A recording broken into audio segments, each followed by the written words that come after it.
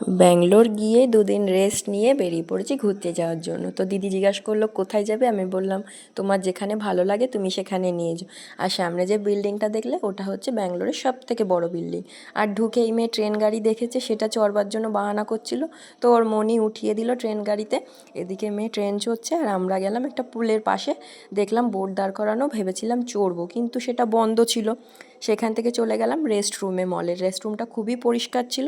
ওখান থেকে বেরিয়েই দেখলাম জামা কাপড়ের সেকশন, তো সেখানে একটু ঘুরলাম, ঘুরে ঠুরে অনেকক্ষণ বেরিয়েছি, তাই খিদে পেয়ে গেছিলো। দিদিকে বললাম চলো কিছু খাই। তো দিদি বলল কী খাবি, আমার মেয়ে বলল মনি আমি KFC খাবো, আর আমি বললাম বার্গার খাবো। তো সেটা নিলাম আর 3টে কোক নিলাম। খেয়ে টেরাই সেকেন্ড ফ্লোরে গেলাম, দেখলাম খেলার সেকশন, তো সেখানে অনেক বড় বড় বাচ্চারা খেলছিল। মেয়ে বলছিল খেলবে কিন্তু খুব টাফ ছিল, তাই মেয়ে খেলতে পারিনি। তো সেখান থেকে চলে গেলাম নিচে।